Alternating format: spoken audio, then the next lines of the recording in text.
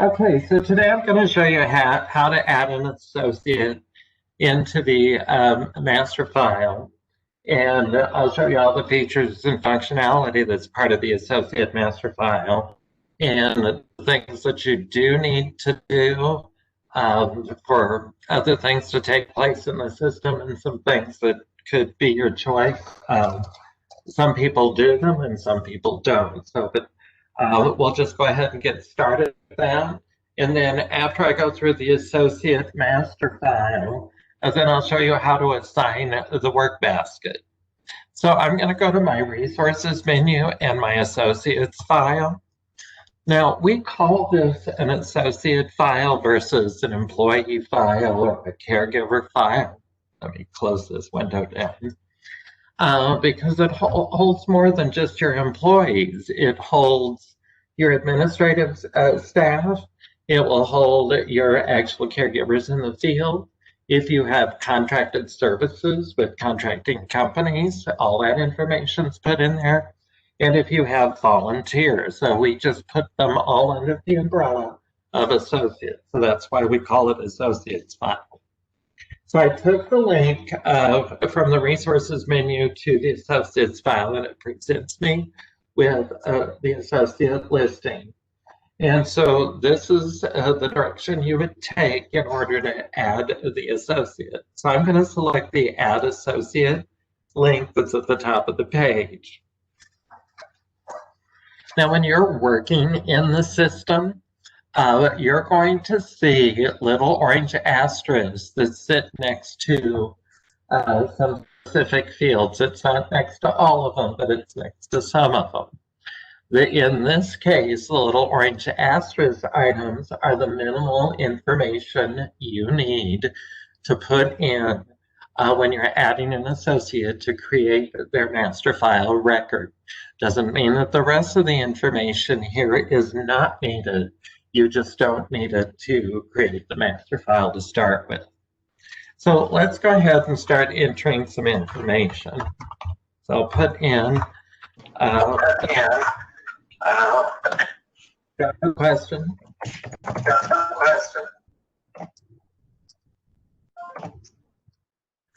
Okay, so we'll start with the name. Now you'll notice that Social Security number is a required field. You can put in a valid Social Security number. You can also enter all nines, all ones, whatever you want to put in this field. I typically find that contractors that you're working with that work for contracting companies prefer not to give you their Social Security numbers because they get paid and their pay is reported by the company they work for, not your agency. So you can enter all nines, all ones. There's no edit associated with this field. Now, some of this other information, where there isn't an asterisk, means I don't need it to set up the record and create the master file, but at some point you will need to enter some of this information. So I'm going to go ahead and I'll leave my birth date blank, and I'll go ahead and select male since I know that. And I may or may not know the race, so we'll just select one out of the race table. Okay, now this is a table. So this is where you have all these selections. Email address, I'm just going to go ahead and I'll select one from my list. My new browser populates or gives me options to populate from this. My old one didn't, so it just now all pops up. My mobile email, I'm just going to go ahead and remove this one. Mobile email, once upon a time, mobile email service providers or mobile service providers provided a mobile email address that you could send text through it, and you could send emails through that service provider. Since the smartphones, people can access their own email from their smartphone so that they can get into a Gmail account or a Hotmail or a Yahoo, those types of things. So You don't need to put in a mobile email address on the screen any longer. Some people still have the old phone types, and they do want that information, but it's not required. Then there's something in the system called scheduling ranking. This is a filter that's part of the scheduling features. So what the filter does is it allows you to filter the list of caregivers for that discipline based on this ranking. And so here's how the ranking works. Level one, if you assign an associate level one, these are typically your core group of your caregivers that will always accept assignments. Level two would be occasionally assigned. This is typically clinical supervisors or clinical managers in the office. So if you weren't able to find somebody at a level one through your core group, you could change the filter and open it up. You could see your clinical supervisors and managers. Level three are for those that you would rarely assign to a schedule. So if you're level one and level two, you can't find anybody to provide a service and it's an emergency, maybe your director of nurses, or if your agency director is a clinician, they would be assigned, excuse me, level three. So that would be your ultimate choice for selection. So when you're looking at the filters and the scheduling, this filter shows up first. When you switch it to level two, then you'll see both level one and level two associates. And if you switch it to level three, you'll see level one, level two, and level three all display. Now level four, for those that you'd never assign, people that never provide a service. Those are typically your scheduling coordinators or your accounts receivable specialist, maybe your HR specialist or HR manager.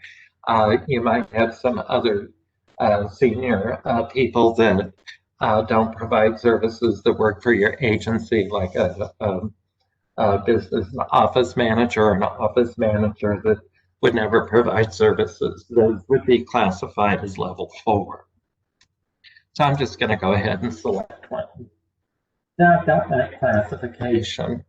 So you have some choices: administrative, collector, contractor, field staff, part-time and full-time, salesperson, and volunteer. This is actually the baseline table we gave to you. If you would like some other classifications in this table, this is a table that we have to manage, so you wouldn't have access to this one. But if you think you need other classifications in here, you can call our CareFishing support team to get this set up. And the reason for that is we got to make sure that the classification gets connected to all the key plans in the system that use it. So that's why we're doing it versus a table that you can update. Now, I've seen offices, for example, a collector is an administrative function, and so is a salesperson classified as an administrative function. But I've seen some offices that have a clinical excuse me, clinical manager sitting added to their table, the director of nurses added to their table, HR manager, HR specialist, accounts receivables. I've seen where some others have had it added to their table versus doing the administrative for all of those individuals. So if you do want that, just give us a call and we'll get that set up for you. Let me go ahead and select one of these real quick. For discipline, you'll notice this is optional, and that's truly because you have administrative people that don't provide a service, and they wouldn't necessarily have a discipline.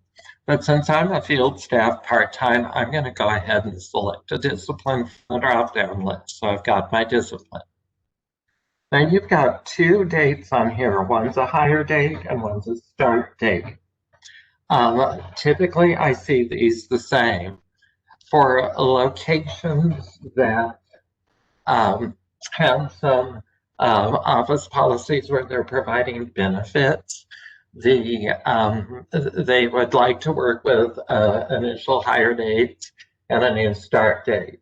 So if their office policy says if I employ somebody this year, they leave in March and I rehire them in June, I should keep their original hire date, but I have a new start date.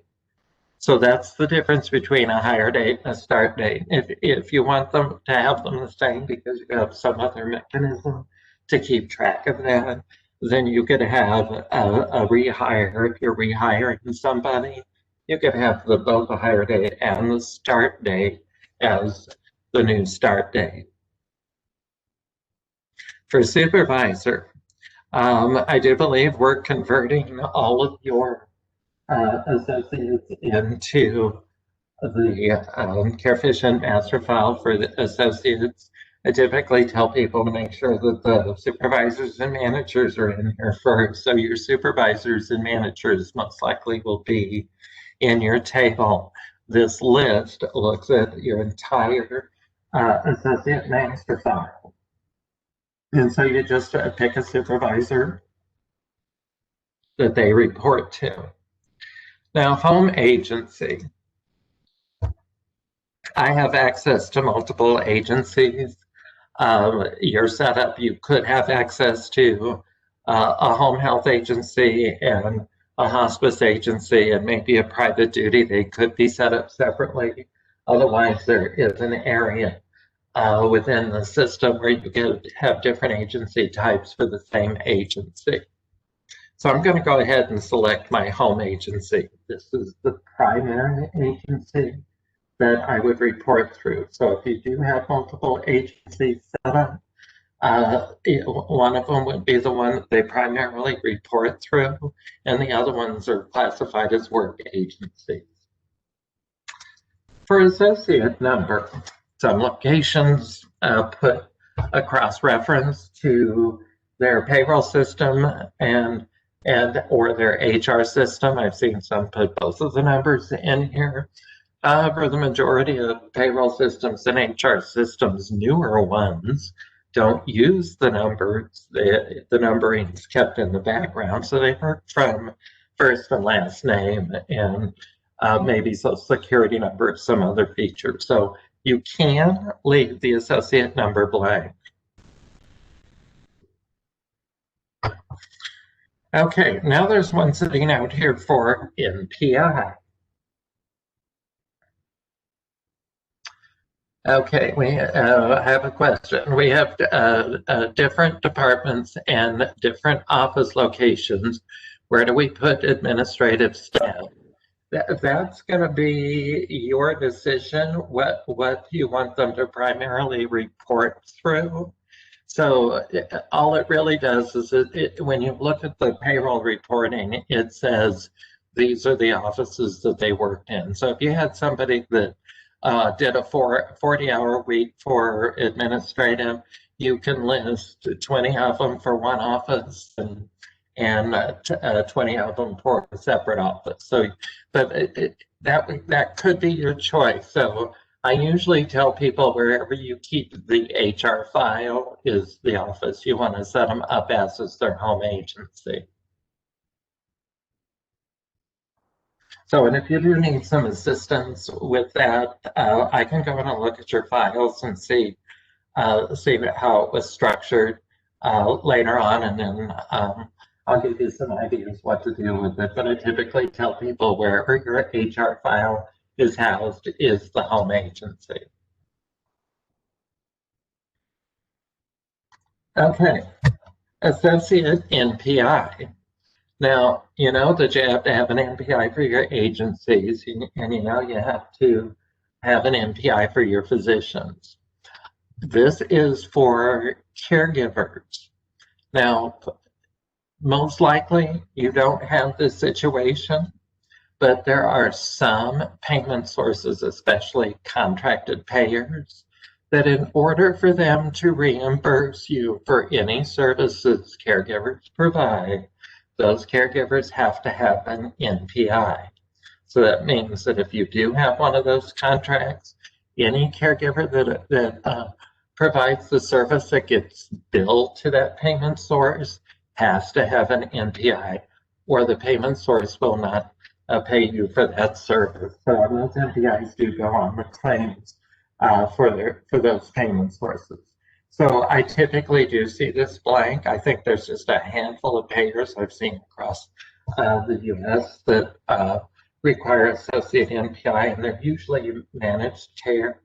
I've also seen some Medicaid waiver program that ask for it in another state. So otherwise, you can leave this blank. And if you do sign a contract with a payment source that needs this, then you need to make sure that your associates apply and obtain an NPI into the system. So I'm going to go ahead and hit my save. So now what I've done is create the associate master file record. So it only requires some minimal information for me to get the record set up. When you come into the associate master file, you're going to have header information for this associate. So there's the associate name I added. And you're going to have some information sitting up here based on the data you put in. Now, as information changes or you update information in various areas of the master file, they'll start populating information that may be missing. So for example, phone number, I don't have it there yet because I've not put any contact information in for this associate. So it's all set up by tabs. Tabs is have in specific information you're collecting. So it's kind of like type information. So for example, you'll always come into the profile tab when you first access the associate master file. So you're going to have personal information, employment information.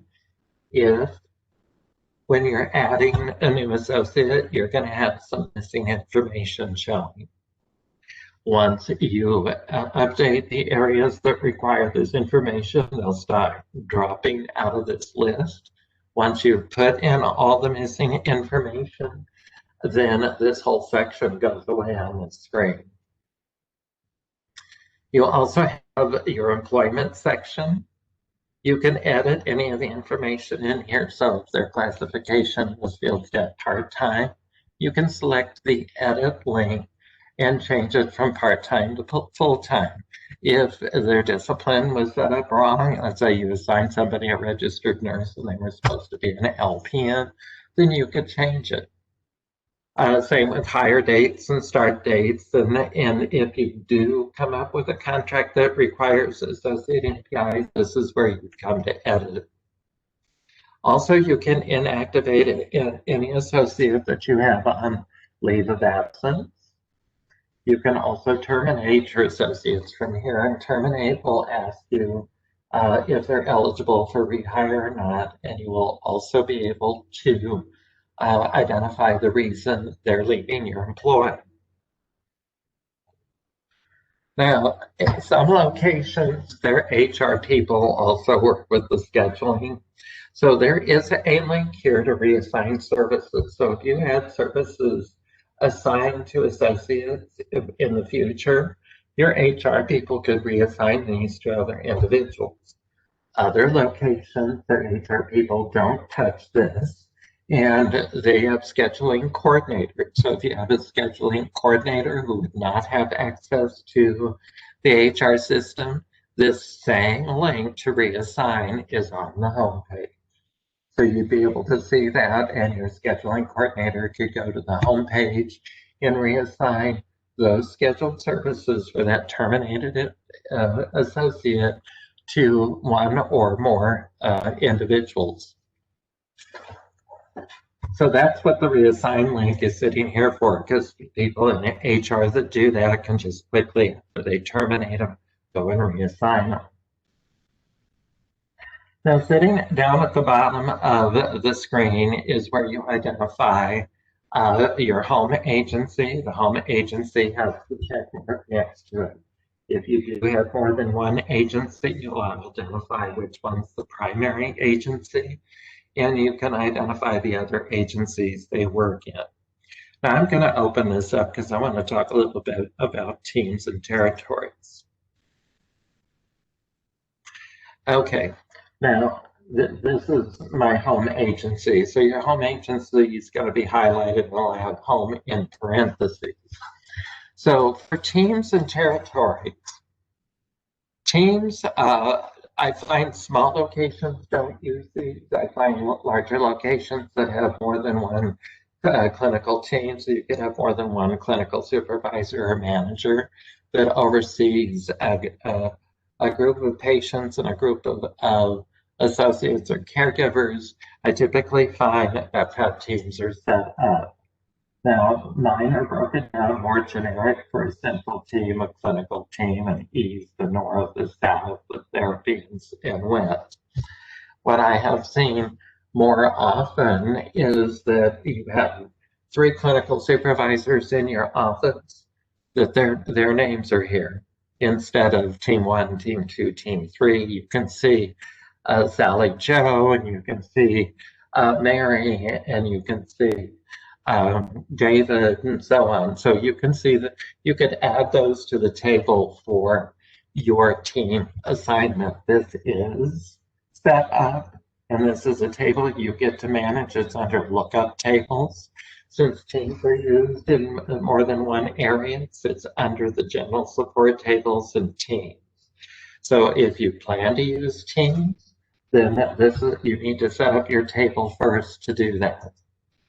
Now, I do find locations that, like I said, have names here. So instead of central, it would have Mary's name here. Instead of clinical, it would have Sally Joe, and so on. So that's typically how I see the team set up. Now, there is a different feature for territories. Let me just go ahead and assign one of these real quick. There's a different setup for territories.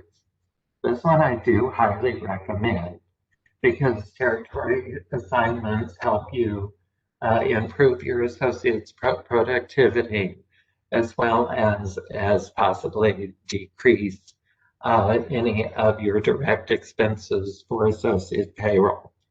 And what this does is it takes your entire coverage area. So let's say your coverage area is 50-mile radius from where your office sits. So if you had somebody at 50 miles away on the west side of town, and the patient you had 50 miles away on the east side of town, you really wouldn't want to assign that associate to that patient because they have to drive 100 miles one way, 50 miles to the office and 50 miles to the patient. So they have to drive 100 miles one way. So that just isn't going to happen in 10 minutes. And if you're reimbursing for travel time and mileage, then that increases your expenses. So what territories do is they take by zip code smaller chunks of your agency's complete coverage area and assign it a territory name. So you could have somebody in a territory like Territory 1 or Territory 2, and it just covers a smaller group of zip codes that may be within a 10-mile radius of where that person lives. And so rather than sending somebody 100 miles to see their first patient and then 75 miles to see the second and 45 miles to see the third, you may send them 10 miles to see the first patient, 3 miles to see the second patient, 5 miles to see the third patient. So that definitely improves their productivity because instead of spending time to drive, you can assign them more patients to see. So that's what your territories would do for you. And again, if you are reimbursing for travel time and mileage, reimbursing, if you're doing 50 cents a mile, 50 cents a mile for 10 miles is a whole lot cheaper than 50 cents a mile for 100 miles. So that's what this would do. Not only does it improve productivity, but it will decrease your direct expenses. Now, because I know this section, the way this is set up, it's you have to drive across a bridge to get from St. Pete to Tampa. And it's 11 miles just across the bridge. There's nothing they can do there but drive. So why you wouldn't really want them to do that. You'd like them to stay in their own area. Now, this particular area has two sides to it. So if somebody lived right in the middle of St. Pete, for example, you could assign them both Team 1 or territories for St. Pete Group 1 and Group 2. But you don't want them to drive over the highway, the bridge, to start to do anything in Tampa because it's automatically an 11-mile drive. So you'd want to make sure that they can cover it. Now, if somebody lived at the west or the end of St. Pete, you may not want them to go to the north end, which is in Territory 2. So maybe you just want them to have Territory 1.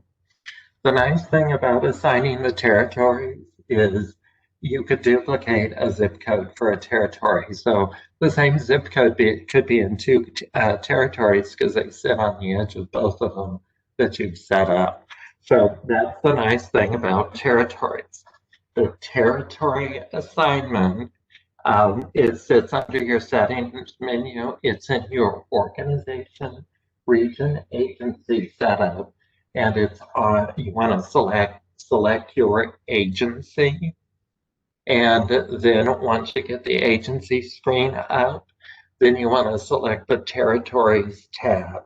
And it's relatively easy to do because you can build it by city. It presents the zip codes right on the screen for you. So you can do territories by state, county, and city. So it's relatively simple to do.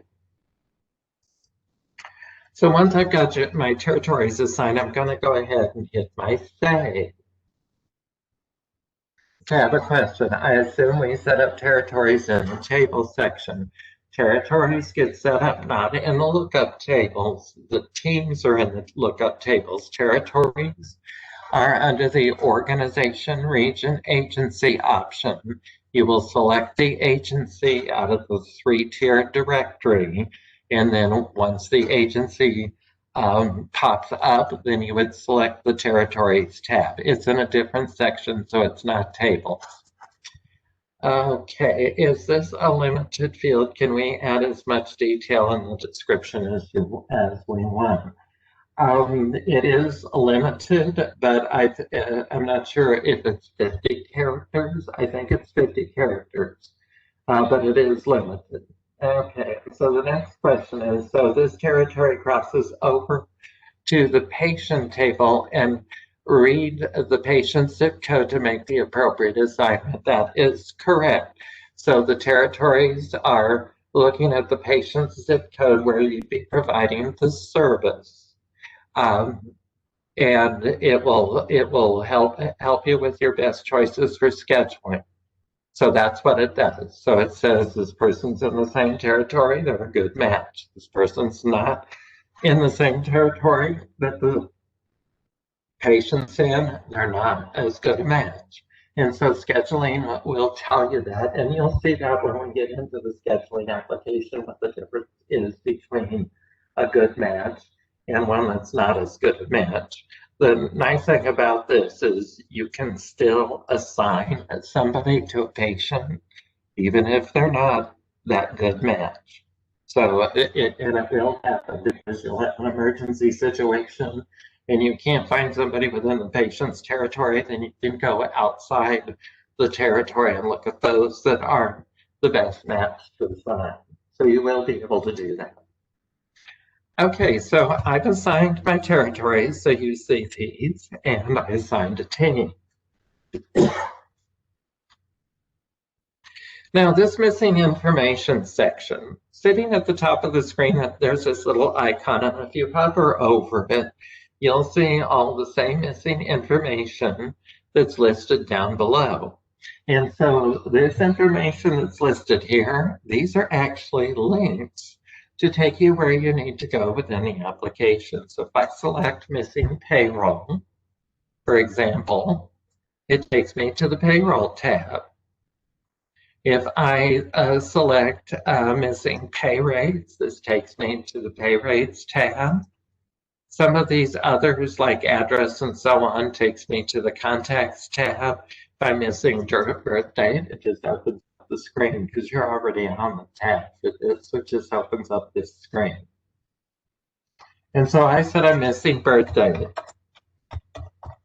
So I'll just go ahead and put that in real quick. Now, when you update some area of the screen, you'll see that the links disappear here. And once they're all gone, then this whole section will disappear.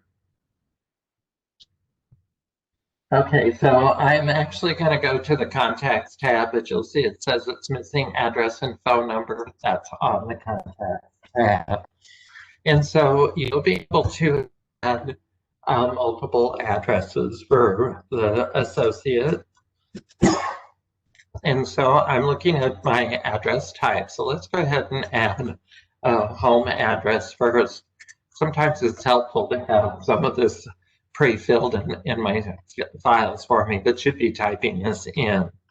I also have a phone number populate. So once you identify an address, when you put in your phone number, you do need to select a phone and select your add phone. Now you can add more than one phone to this address. So I'm going to go ahead and select a mobile number.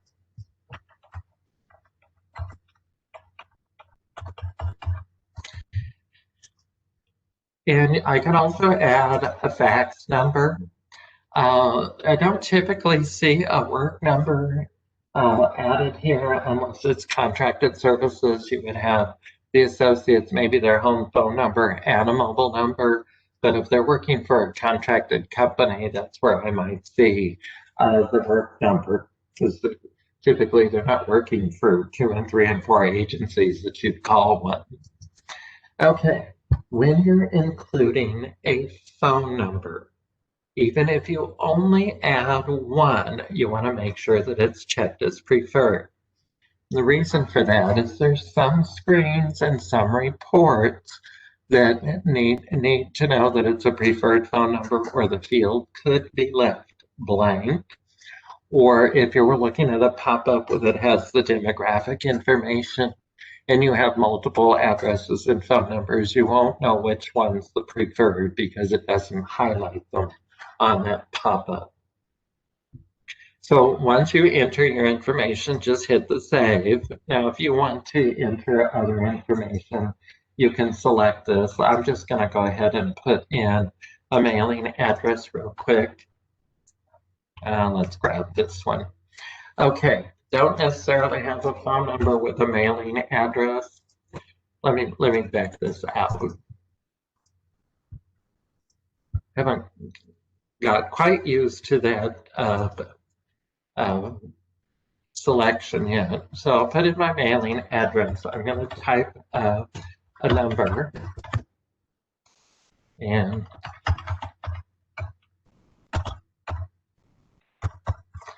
okay, so you'll notice that the phone number does not have an asterisk next to it. So in this case, a post office box wouldn't have a phone number associated with it. So I'm not adding a phone number. So phone numbers are optional.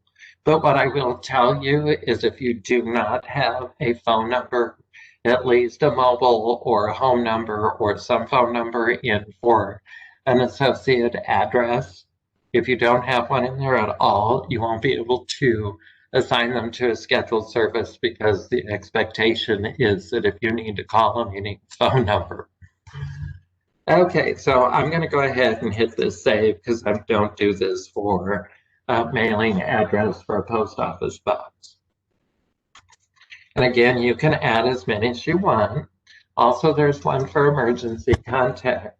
Now, this one is the one that uses the table you can manage. Hopefully, this table is complete. I'll just put something in here.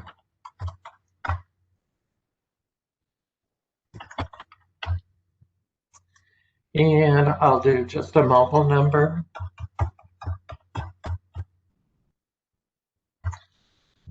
And this time, I'm only going to add one phone number, but remember, phone number, you want to make sure you check it as preferred. So I'm checking this as a preferred phone number.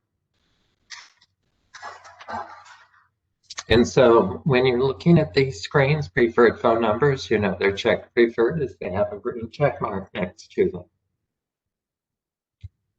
Okay, on this screen, and you're going to find this section on the Contacts tab in the various modules within the application. This one's called for an ancillary phone. It has nothing to do with the patient's or the associate's demographic information or this associate's emergency contacts.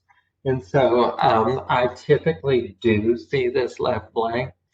The time that I have seen something sitting out here is if you've got a contractor, outside contractor, and they're typically your therapies and they work for a company.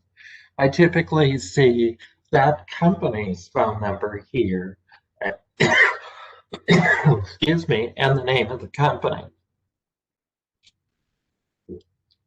By the way, when you're adding emergency contacts, you can add as many as you need, so you're not limited to 1 or 2 or 3. If you need 10, you can put 10 in. I think the most I've seen in this section is 4. So that's the contacts information. I'm going to jump over the website. We'll come back to that a little later. So I'm going to go to my Notes tab. This is where you can enter free-form text or comments for an associate. And you can organize it by the type of information you're entering. So I'm going to select my add note. I'll just select one out of the list. Let me select general real quick.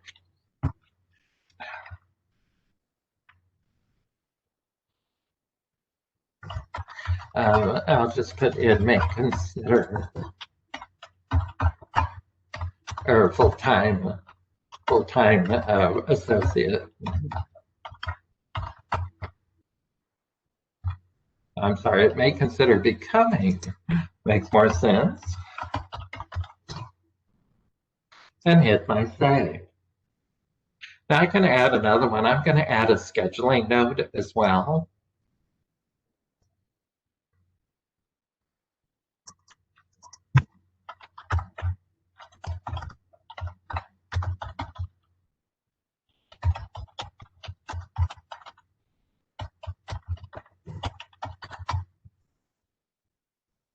Okay, so I've got a couple of notes out here.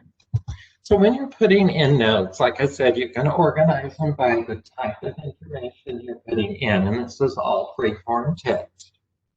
The individual that enters a note, and so I'm actually signed in as David Adams, so that's the sign-in I'm using. The individual that enters the note has up to 24 hours to either change or delete the note. So it may be portraying David Adams. I can select this and I can add more information to the note.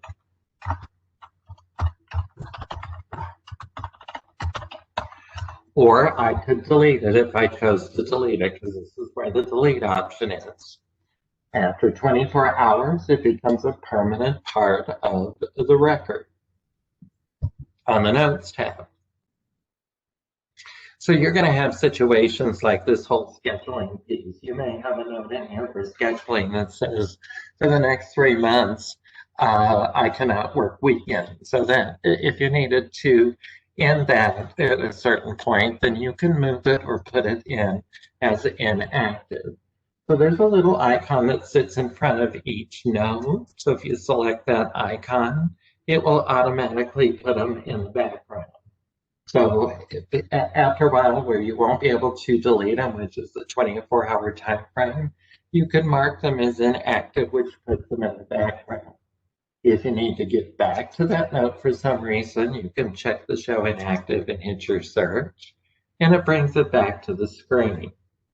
Now, when you're looking at this information, you're now going to tell that it's an inactive note by this little blue reverse arrow icon. If for some reason you need to activate it again, you can select that icon and it puts it back in the active group. I'm going to take this out and hit my search just to keep it straightforward. Now, you can search by a keyword that appears somewhere within the note description. I'm just going to type in the word only. I'll make it the right word. And so you'll see this. It'll go through every single note that you have listed and display just those that have that keyword somewhere within the description of the note, and it will highlight it. So that's what the search will do for you. It searches the note description. Also on the notes, and I find this true more for HR purposes, is you may filter this for performance notes and things like that. You can actually print this note either in a PDF or a spreadsheet version of the report. So you can get it in a report format. So if you need to work with it outside the system, you can. Whichever option you take, you would select your export button. Now the PDF is a picture of the information that displays for the report, and the spreadsheet looks like an Excel spreadsheet. Spreadsheet is the one that you can work with, so you can do all sorts of things with it, add information to it, change the sequence of steps, subtotal, do whatever you need to do for that spreadsheet to work for you. Now, whichever option you do take, again, you select the export button. PDF reports will display right on the screen. Spreadsheet reports, you may have to open the file. So when I run a spreadsheet report, let me just show you what I mean by running the file. When I run a spreadsheet report, it actually creates a file for me. And this is done based on the browsers you're using. So because I updated to a new browser, my new browser tells me I have to open the file. So these reports, when you're exporting them, just show right up on the screen, or you may have to open the file to display it on the screen. Okay, so that's the Notes tab. Let's move on to availability. Availability is the agreed upon days and times, not dates, but days and times your caregiver is willing to accept assignments from your agency. And so you'll be able to map this out. Usually agencies have their employee agreement or employee service agreement that includes when they're willing to accept assignments, scheduling assignments from your agency. And so you can populate this. I have a note. I'll answer that in a minute, Jamie. You can populate this information for the agreed upon days and times that somebody's available. And so the question I have, is this available to everyone to add info to, or is it limited to HR? I would not, from a management perspective, I would not want to give this to everybody to add information to it. Because if you are hiring a new employee, a new associate, you sit down with them and they say, I'm willing to work Monday through Friday, 9 to 3. That's when I'm willing to accept assignments. They sign a piece of paper. So that's what you put in the system. So to have them go in and change it, well, this week I want to work from 9 to 2, and next week I'm not going to work Monday through Friday. You wouldn't want everybody to change that. So whoever you give access to this piece, they can change the availability. Now I'm reading the next piece. This says, don't mean everybody in the agency. I mean directors, multiple directors, not everybody in the agency. What I typically find is that the directors have access to the HR files, because there's some things in here for performance they may want to document, they may want to update the notes. A lot of times they manage the security in that area. They want to know what's going on. So I typically do find that directors have access to it. So yes, they would have access to it. I did have an location that wanted their own each associate to do their own. So I do not recommend that because then you lose control of the availability piece. So now what the availability does is it's used in scheduling so that if they're not available, it'll tell you in scheduling that they don't have availability for any portion or all of the scheduled services. You do have the ability to override it in scheduling. Now, I highly recommend that you use something like this, and if you're not getting an employee service agreement that identifies their availability, I actually recommend that too. I have found that having that documentation is very useful for wage and hour complaints as well as unemployment. So if somebody goes to unemployment and says, I'm not getting any assignments, and you're saying I've called you every day that you said you're available and you turned it down, then you have that information available to you to give to unemployment. If they complain to wage and hour about something, then you have that information available to hand to them. So you've got some backup to help support your agency if you do get wage and hour complaints as well as unemployment claims. Okay, so with that said, let me show you how to use this. You can add a standard set of days. I'm going to actually take this one first. So when you first open this screen, you can add a standard set of days. So you can do a start and stop. If you have somebody that's a standard 8 to 5, you could do an 8 to 5. That example I gave you that said they're willing to accept them from 9 to 3, let me just go ahead and put that in. You can identify, oops, I said 3. You can identify the days that they will be available for 9 to 3. So these are like your standard days. So they said they can do Monday, Tuesday, and Thursday, and Friday.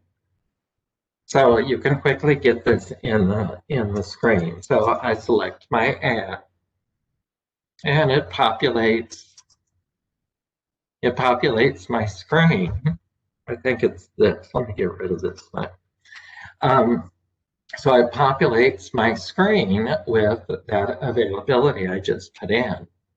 Now, you can also add availability individually. So let's say this person said they were willing to work Saturdays and to accept assignments from, let's say they'll accept it from assignments from 7:30 to 11.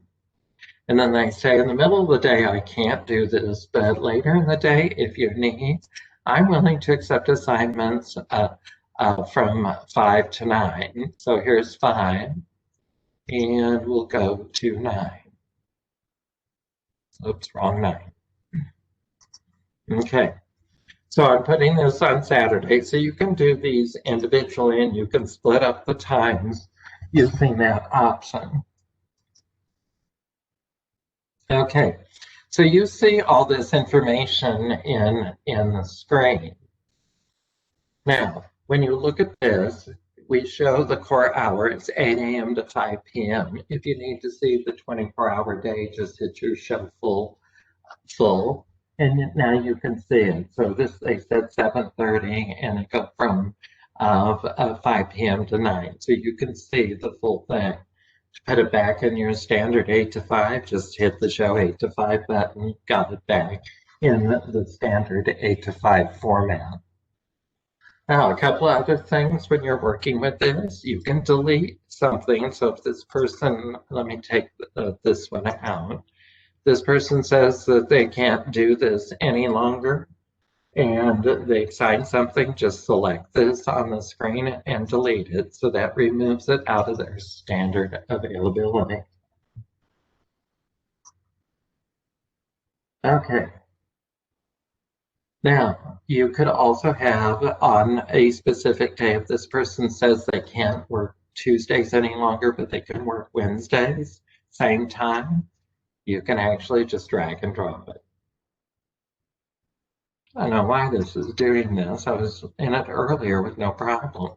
Okay, so I dragged and dropped it. The other thing is if you need to change the time, just select this. And if they said that they can do 9 to 5 on this day now, just change it to 9 to 5. And now you have it at 9 to 5. So you can delete it, you can change the dates, you can drag and drop. You can even drag and drop them on the same day. So if you need to move it around on the same day, you can do that as well. Now, because this is the standard availability, these are the agreed upon days and times, not dates, but days and times. They're willing to accept assignments from you. I have a question here.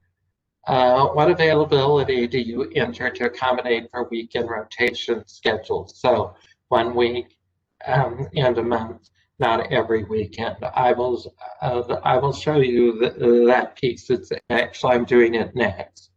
I'm not sure if it's going to accommodate it completely for you, but we'll work on it.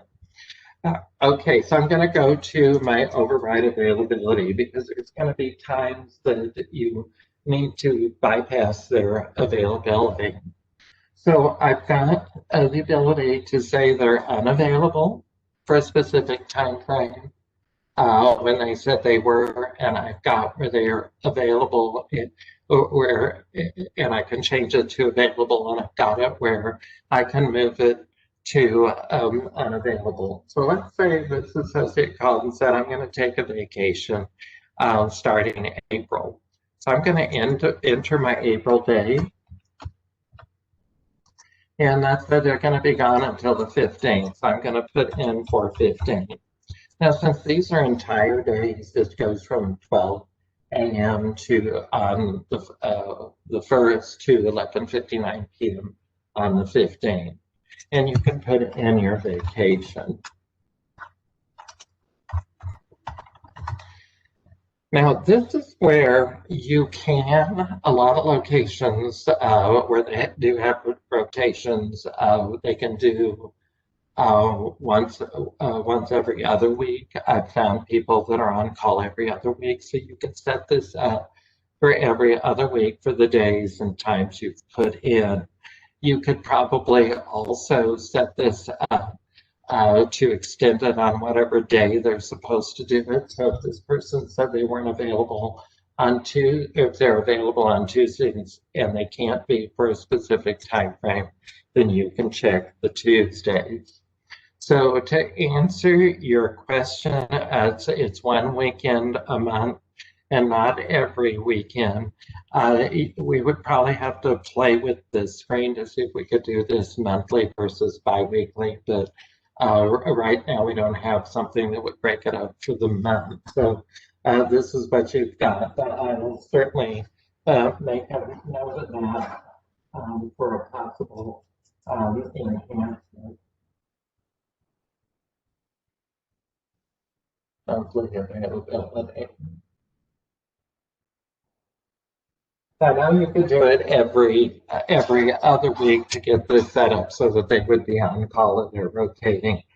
Just don't have one that does it monthly. So you might have to play with this to make it work. And then I'll just go ahead and send that to our enhancement review team and see what we come up with. So right now, you can do it every other week. But not once a month. Let me go ahead and hit the save. Okay, so now that time frame in April 1st to the 15th, I had marked as unavailable. And I think I checked out Tuesdays, but let's say I did the whole cycle. You can manage those overrides. So somebody calls you, this individual calls you and says, I can't do it. My vacation plans fell through. So we're going to remove it. I have this out here twice because I think I had it out here in my last training. So you can remove the availability so that it's not looking at that. So when you have your overrides or exceptions, it will look at the date and times, that whole time frame. It will look at that to determine whether they're available or not available during that time, and instead of looking at their standard availability. So that's what that does. Okay. So the next one I want to move over to is compliance. Okay.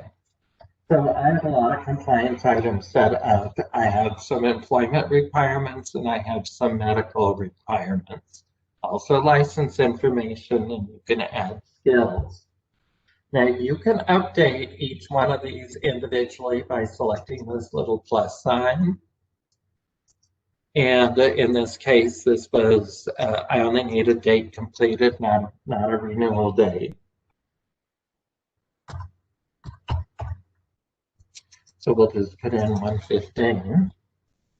And once you satisfy the compliance item, it's going to change from a red bubble to a green bubble. Now we also gave you a link where you could update all of them at the same time, so it's a little faster than selecting a link, saving, selecting another link, saving. So we gave you where you can edit all the employment requirements at one time. There are some that are renewal.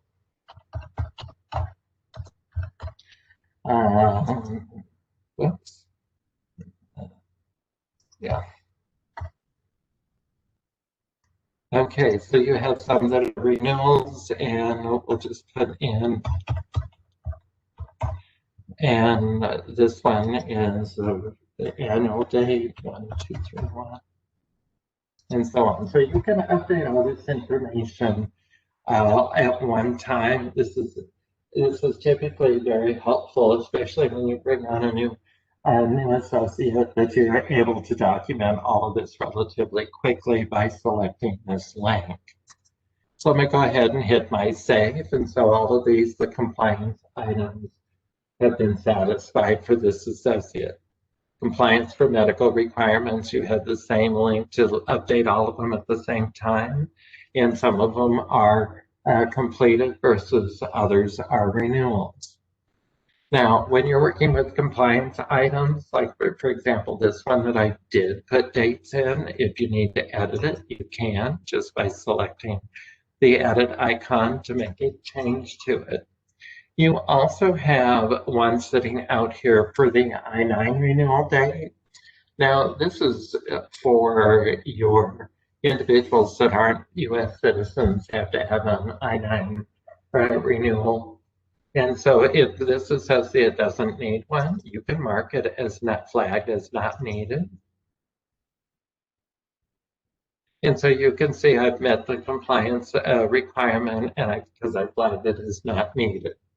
So you may come across situations where you need to do that for an individual associate. When you're adding license and certification, now you guys are on the West Coast at the beach in California, so you most likely will not be providing services to patients and seeing patients in another state. So you would be adding license information for the individual, and you'd be putting in the number. And I'll just go ahead and select the one that I'm working with. Okay. You need to have the issue date for the license. Let's say that this one was issued in 09/01, 2018. And then put in, whoops.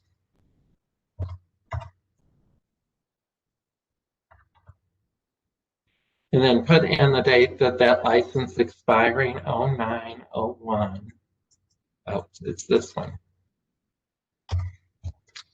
Okay, and then put in the date that that license is supposed to expire. Oops. And then you're also going to identify the status of the license. You really want them to be active, but there are times that they could be canceled, inactive, revoked, suspended. And so if you have a caregiver that had an active license and got temporarily suspended or revoked, then you'd want to make sure that that's documented so you'd be able to change the status and hit your save. Then you have your skills section. Most locations do not check the skills. I do find where skills are being used for larger locations that may have an IV therapy team, they may have a pediatrics department, they could have a psych unit and so on, but most of them don't do this because they say all their caregivers have all the skills required for patient care.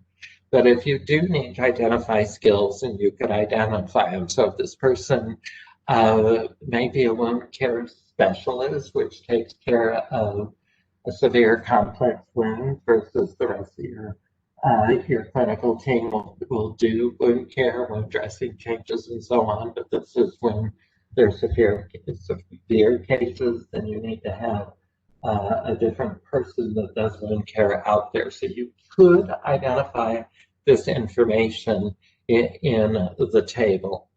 And so if you're going to select them, you can select one or multiples. So you could do all of them if you needed to. This is a table that you can manage. So this is the lookup tables for, it falls under general support tables, and there's the skills. So this is a table that you can manage. Some locations have taken everything out of the table. They ended it because they don't want to use it. Other locations have removed some of the things that were in the table and added others. So this is a table you can manage. Okay. Now, if you have caregivers that have certifications, like in this case, this caregiver has a license, but they may also have a certification. You may want to add that too. If your home health aides or your hospice aides might have a state certification that you'd enter here as well. Okay, so that's the compliance tab. So the next one I want to go through is the payroll tab. Okay, under the payroll tab, the only one you do have to have it here is this payroll piece. And so we're going to go ahead and add one. Now, when you're adding payroll, you have several different options. You have hourly, you have salary, you have visits, and you can have a combination of visits and hours. What this does is it looks at when you verify a service to create the payroll record. It knows whether to turn that payroll record into an hourly, into a salary, or a visit, or visits and hours. So if you have services that are by the visit and by the hour, and you pay that associate hourly for everything, then you'd list hourly. If the person's salaried, you just list salary. If the services they provide are visits as well as hours, or 15-minute increments, you'd pay them by the visit. Then you want to list it as visits. Now, for those that are visits and hours, if you use services by the visit and you pay them by the visit, then it creates the visit payroll record. If you pay them by the hour, it creates the hours payroll record. If it's one of those like 15-minute increments one, it will create the visit side because it doesn't know which one you want. So it will create that side to it. Okay, so I'm actually going to select salary. So, and again, you have to have this in the system when you verify services because it needs to know how to create the payroll record. So you have to have it in here. So I'm going to go ahead and enter salary for an individual. And so for this one, you can enter the actual salaries into the system. You can have the HR piece or the associate master file secure based on security access, so limited access to it, or you can just put in zeros. A lot of locations didn't want the salaries in the system for some reason, so they've been entering zeros. So federal filing status, I'm going to tell you for everybody, you can enter single and zero. The original intent of this was to interface this information with an HR or a payroll system. Either one of those or both of those typically keep this information. So since we don't have an interface built into a payroll system, you can list single and zero for both federal and state here. So you could do that for everybody, whether they're salary, hourly visits, or visits in hours.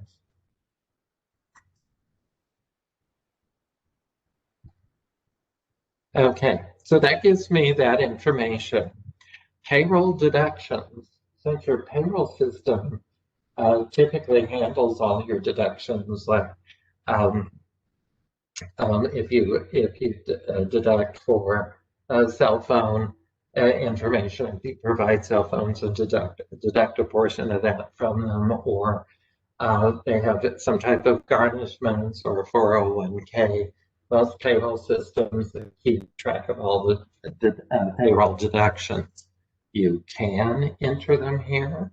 This is just a duplication of work, so you'd be putting it in two places. So majority of locations, since their payroll systems handle that, don't put that information for deductions here. Okay, so next tab I want to go to is the pay rates. Okay, now pay rates, you had entered pay rates for your organization. These are your standard pay rates that you'd pay associates. So if somebody called you and said, how much do you pay for RN services? Those would be the rates you quote. You can put them in your organization pay rate. So you'd be going to your settings menu, select your organization, which is the top level of the 3-tier, and select your pay rates tab. This pay rate is individualized by associate. So this is where you'd be putting the associate pay rate in. So I'm going to go ahead and add some pay rates. So let's select my add pay rates. Now, this one you get to do by discipline. So if you think about how the service code table is built, if you had 783, which I think was the total number in my service code table, you don't want to be dealing with 783. So we really broke it down more by discipline, so that I think I had 22 in the discipline table or 19. So we break it down so it's a smaller group to look at. So a registered nurse, since I said I was, this employee is a registered nurse, these are all my skilled nursing discipline service codes that are in the system. So if you're doing hourly, if somebody's doing an RN assessment hourly, which you could do for private pay, private duty versus visits, you put in the hours. So I'm just going to go ahead and put in some money. So if you're doing a weekend for this and you pay a different rate per weekend, you can put that in. You do have the ability to override it, but there are other areas where you can do this specifically within the patient encounter record. So if you needed to override it, you could. And then we'll go ahead and put in our start date. I'm just going to list my start date.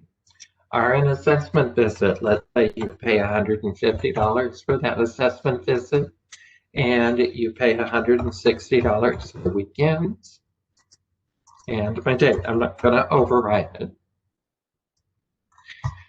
RN hourly, let's say you're, excuse me, this is $35 an hour, and this is $42.50 an hour. I'm not going to override it. I'm going to put in my dates. Then you've got like patient discharge assessment, RN resumption of care assessment. If you're using any of these services, you enter the pay rates. let's do an RN supervisory visit. Let's say this is $35 an hour, and since you don't expect it to be done on weekends, leave it blank and put in your day. And then here's my RN visit. I'm going to call this 125, and the weekends are 135. Not going to override this one either. Okay, so these were the pay rates that would show up in the payroll reporting. So it's going to know to take the units and calculate them by whatever you have listed here.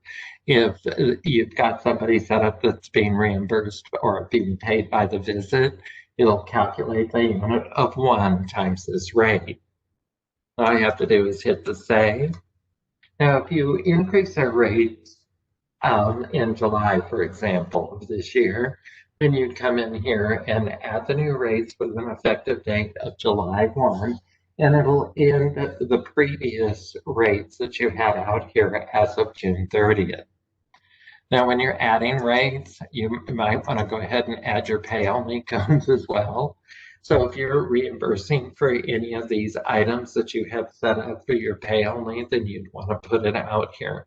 So if this was a new person, you might have to have an in-service visit.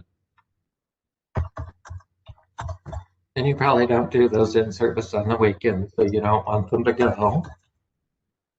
And if they were doing orientation, let's say this was an orientation, you paid them hourly. And you don't do those on the weekends either. And then you could have flat rate or travel rate or whatever pay-only code you have in your system is how you'd line this out. This just happens to be my pay-only table. So you could have some of the same items, you could have some of the different items. And then all you'd have to do is hit the save. Okay, I have a new question. Do we have to hand enter all the rates individually for every employee? We pay all the staff the same rate. Will we be able to send you a spreadsheet of our visit rates or other standard rates? Will you be able to populate it? Okay, let me just cancel this real quick. All right. This, if you put in the pay rates, this is where you can customize it when you pay different rates for the same service to different people.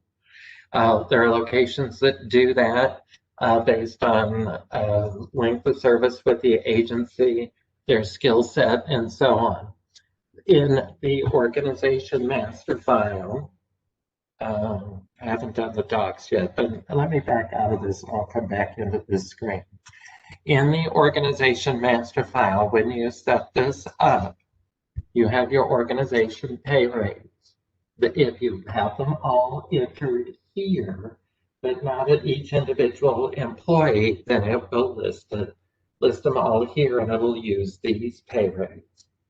If you have standard pay rates in your organization master file and you have a variety of different pay rates for those same services, if you put them in for each individual associate, what you would normally pay that individual, it'll look there for the rates first. If there are no rates there, then it looks here for those rates. And so since you have that, if we should be able to match the rates to the actual service codes that are in a table. And so if I can do that and get the rates matched, I'd have to have something that helps me with that. But if I can do that and get the rates matched, then we can put them in your organization pay rates. And if you think you want to put them in for each associate, we might be able to do that as well. I'd have to check into that, but we should be able to do it. I haven't seen any problems as long as we can convert it to some type of spreadsheet, whatever you can give us. So I can take a look at that and I will check with our development team and see what that will do. So let me make a note of that.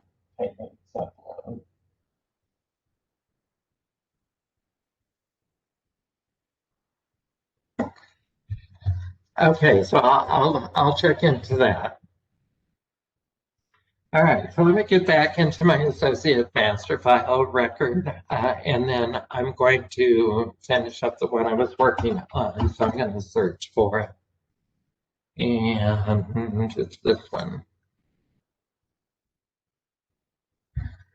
All right, so that's the pay rates tab. So I'll look into that and see what we could possibly do to get that information entered a little easier than doing every single associate, every single rate. Okay, so then I want to talk about the documents tab. The documents tab we have where you can upload documents. So if you have paper employment applications, paper W-4s, you have a paper associate service agreement signed and so on. You can save them onto a PC and upload them and attach them to the associate master file. So I'm going to show you how to do the upload document piece. So I'm going to select my upload document. I'm going to select my choose file. So this is, and you're going to see this pop up in other areas of the application too, because you do have the ability to upload documents for patients into your organization file and so on. So you're going to have some other areas where you can do this. So I'm going to choose a file. Now I've got my upload document. So I want to upload an associate's document. And so I've got a bunch that I've created sitting out in my file. So I'm going to upload this file. In your patient encounter, you'll have the ability to attach it to different places, one or the other. But for associates and some of the other areas, you only have one option. Your document type. So I said this was going to be an employee service agreement. This is another one of the tables that you can maintain. I do not have an associate service agreement sitting out here. So what I found, if they're not in the table, somebody added miscellaneous to their table. So if it doesn't fall in whatever categories you have, and if it's a one-time thing, you could certainly do that. So I'm just gonna, this is employment forms as a service agreement. And no action needed. Well, an employee service agreement you typically once completed and signed, so you can mark it. Now, description. In the description section, you can leave it as well as the note blank, but if you wanted to add more information pertaining to the document you're uploading, then just type in a description. You do have the ability to upload and add more. Once you get the documents you've uploaded in, then all you have to do, if you're going to add a second one, is hit your upload and add more. If you need to add a third one, if you add the second one, do it again. Once you're through attaching documents, just hit your upload and close. That'll do the last one that you uploaded. And then after you upload the document, you'll see the document description. Now where I added that additional note, that's at the beginning of this. If I didn't put that additional note in, it would just show the document name based on the name of the file that I uploaded. The document description is the link that'll open the document so you can actually see what it is. This is all saved in Careficient, so you don't have to worry about any kind of link that takes you back to the PC you used to upload the document. It is all here. You also have electronic forms. And so we do have some electronic forms in the system. So this is where you can add a form. Now I'm going to open one of these forms up. I'm going to open up the 90-day, but this is what's in my table. Currently, you probably may have more forms already in your table. So this was my baseline when we set up this training environment. And so I'm going to select the 90-day evaluation so I can talk a little bit about how to use a form itself.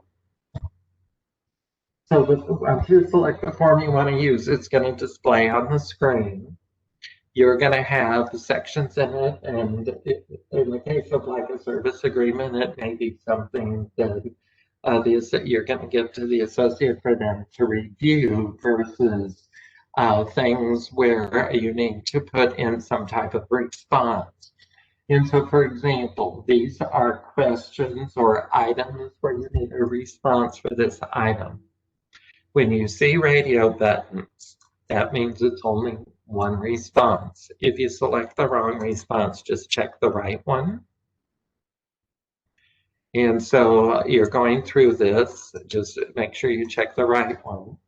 And if you don't, just go back and recheck it. Now you have some text boxes on these forms, and this is unlimited. This type of text box we refer to as a multi-line text box, so it's a little bigger than a single line.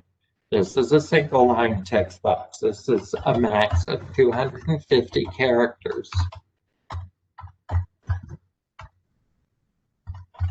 Then you have dates. You can select the date from the calendar, or you can put in a date.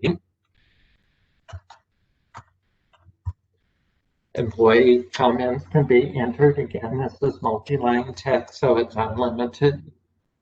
More radio buttons. If you saw checkboxes on the screen, that means you can select one or multiples, whereas the radio buttons, you can only select one response. So, and then more text box. Now, once you're through completing a form, just hit your apply signatures. And what this does is you can look at it, that it grays out all of this, so you cannot make any changes to it. So if for some reason you've made a mistake, you need to start the form over again, because the information that's sitting out here, if you're going to change it, if somebody already signed for it, then you need to have them sign it again. So I selected my apply signature, so it grays out all my responses. And then you've got two signatures. So this is the associate signature. Now, I happen to have a touch screen, so I'm going to sign this.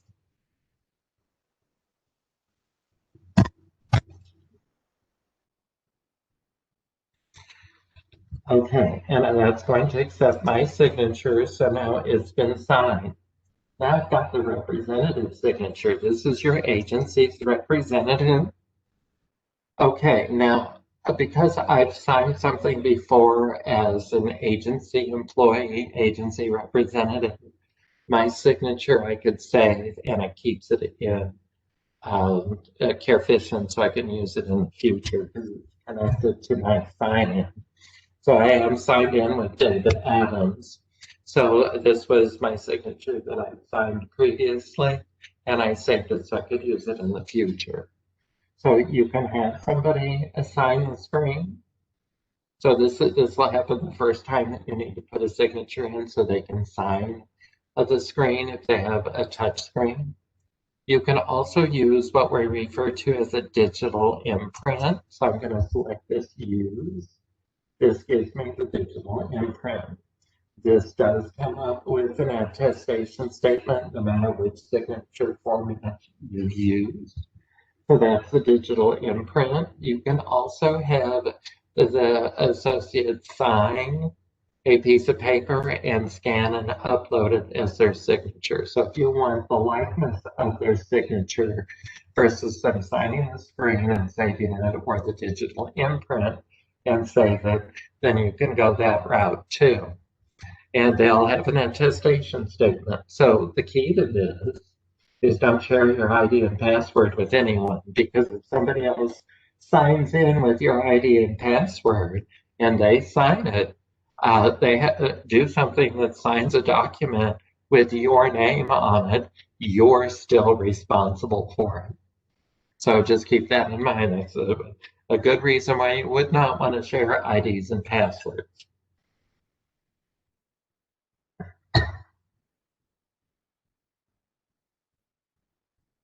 Okay, I have another question.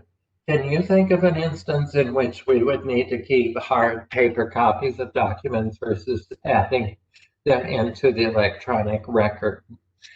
Actually, no. I mean, once we gave the scan and upload in some electronic forms, anything that you do have a paper record for, just scan it and save it on the PC so you can upload it into the file because it's all available to you. Now, the nice thing about when you upload a document, if you have 10 documents you uploaded and you needed those documents back, you can download them and save them on a local PC for one individual. So you could actually bring them back down to your system if you needed to. Hard copies, no. Over the years, we've tried to get away from using as much paper stuff as possible. And so, when the credit card companies I got a notice today, one of them wants to go paperless unless I don't want them to, unless I want a hard copy of the statement. I prefer paperless. So I don't see a reason why you'd want to keep the harder paper copies once you attach them to the encounter record. So just keep in mind that our system does sit up in the cloud, so we have a piece of the cloud, so we can retrieve it from anywhere at any time. So it's always kept current and backed up and all that stuff. So it's always available. Okay, so once you select the signature you want, just select your accept. And then you'll see down at the bottom the other signature. So whichever version I selected, you'll see printed down. Now, your associates, when they sign these as an agency representative, make sure their title's included. So if they sign directly on a touch screen, make sure that the signature and title, if they have one, when the digital imprint automatically gives you that. If they sign a piece of paper that you want to scan and upload, make sure that their name has their title with it if they have a title. Okay, so once you're through with this, just mark it complete. And so you're done with it. So all of your forms that you can complete and upload go here. So you can do employment applications, W-4s, I-9s, employee agreements, everything you could upload, or if we have an electronic form for it, you can create an electronic form for. Okay, I want to go back to the website. I know we're just a couple of minutes behind, but I want to go to the website tab now. So the website tab is where you're going to be adding security. So I'm going to go and select the add website. Okay, after you have your associates put in the system, the username defaults to their email address. If it does not have an email address in the associate master file record, the username will default to the first letter of their first name and their last name. There are some people that have actually changed it from the email address because the email addresses had 35 or 40 characters in it. That's a lot to be used to sign in. So you can change it, but the default is the email address or the associate's first initial of their first name and their total last name. Now, generating password with having the email in the system for this associate, this password, generating this password is going to send that individual the notification that they have access to CareFishing. It will also, if you need to reset the password for some reason, send them a notification that it's been reset. There might be occasions where you don't want it to do that. I typically find if I had to reset a password, I might be talking to somebody on the phone and just give it to them over the phone. So I might enter a manual password. These passwords that the user receives have already expired, so they'll have to change them when they attempt to sign into the system. So if they pull it off their piece of paper, you give it to them over the phone. Once they sign in, it'll ask them to change their password. Then your start date, and hit your save. Okay, so the second piece to this is attaching the roles. And so when you're attaching roles, if you're going to be one of the coefficient system administrators, this is the role you want. This gives you access to every single thing in the system. So you don't want to identify any other roles. So you would want to make sure you check that one. Now, when you're working with the roles, we did give you a standard set of roles. When you assign it to somebody, if it's not functioning for that individual, the role can be changed. You can also create new roles. So if you had a business office manager, if I didn't have one sitting in here, I could add it. Let's say you had a sales manager versus a sales rep and they need certain access, you can add a sales. Now, in my environment, these are the ones I have that training. These will not be in your production environment. Okay, I have a question. When you give someone website access, does the system automatically send them an email with the URL? That's the whole cover.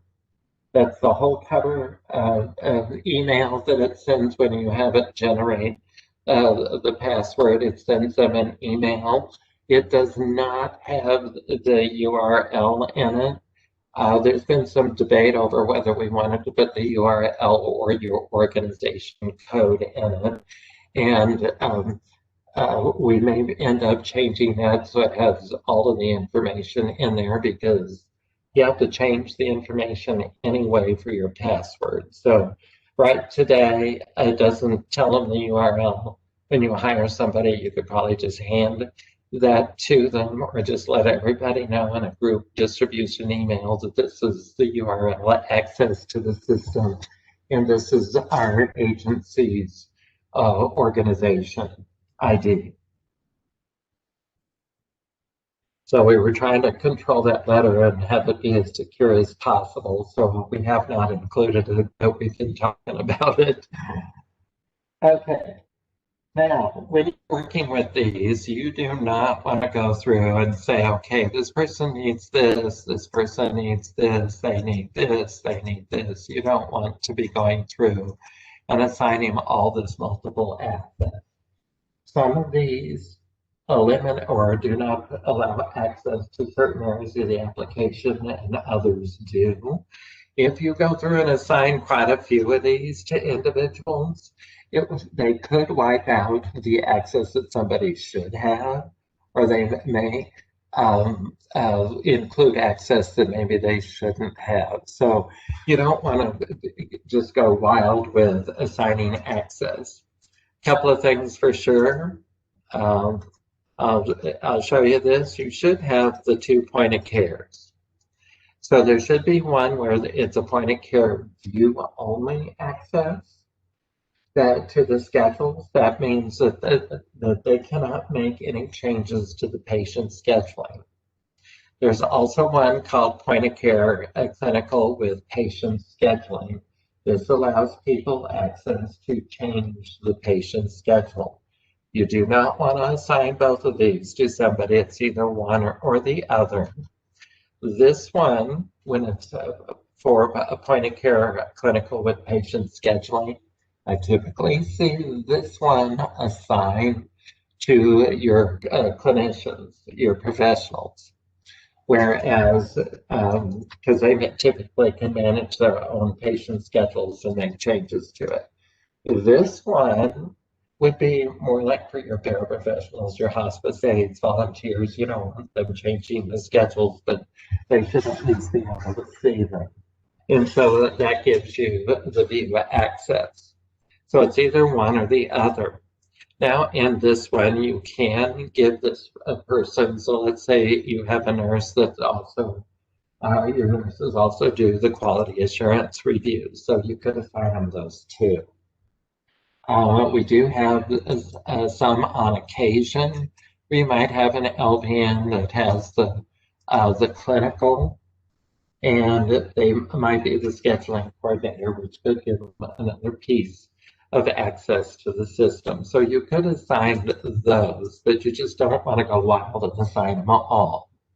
So let me go ahead and select one of these. I'm going to select this point of care with scheduling. Okay, now that's the role I've assigned. If you select this little icon, this shows you the role. So here's the role I've selected. This shows me what they have permissions to. So if you look down this, on both columns, whatever's checked off, they have permissions to. And so you can see all of that. Now, typically, point of care clinical won't have access to these reports. These are more administrative functions. That's why you see it blank. If I slide a little further down, typically they don't have access to accounts receivable and most of the processes menu, dashboard, and so on. Those are truly more administrative things. So if you think the role needs to be changed for some reason, you can check it. So if you think that your clinicians that are professionals should be able to work with the physician, adding new physicians, viewing physician information, and give them the ability to delete it, then you can just change the role and hit your save. So, and this also gives you the ability to add a new role. So if you've got somebody that, gee, none of the roles are going to fit for them, add a new role and you can check off all the permissions. All right, I'm going to go back to my previous screen. Maybe. There we go. All right. So they have security access, and here's the role, but they still cannot do anything in CareVision because you need to add the organization access. So I have access, the top one is by organization. I have access to several regions and several agencies. So if you're going to give somebody access to everything and not separate this by agency, then you would check the top item and hit your save. Those locations, just check it because you want your type to say order. If you had 2 or 3 agencies set up and you gave them access to one, the type would say agency. If you had the multiple regions, which I don't think you do, but if you did, you could select one of the regions and the type would say region. Also, there's a section down here for reports. These are the automated reports. Most likely, the majority of your caregivers would not be seeing any of these reports because they pertain to electronic claims, electronic forms, paper forms, your reject reports, and so on. So most of this would not be assigned to them. So this is something you'd probably most likely do for your administrative people. I'll hit my save for that. Okay. And so now this person has access to the system. We use their username. I have it generate the notifications for them. I assigned them to point of care clinical. They have access to the organization. And these are the reports I've assigned to this individual. Now, from a reports perspective, you can also go into your settings and go to security from here, because you can also do security from here. If you go to report users from here, then if you pick the report, you can assign all the users that should get that report. So it's just the opposite of this. You're picking all the reports for this user. This one lets you pick all the users to assign to the report.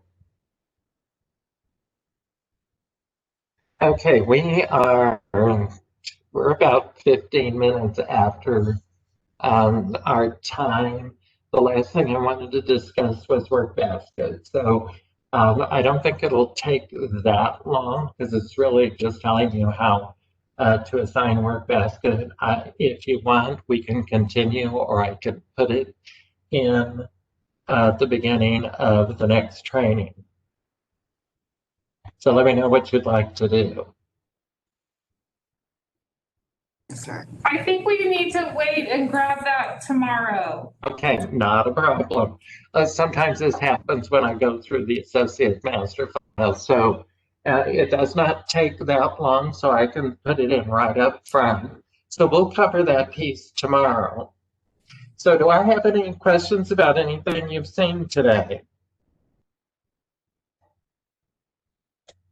All right. Well, you guys have a great rest of the day, and we'll talk to you tomorrow. Okay. Thank you. Craig. Thanks, Craig.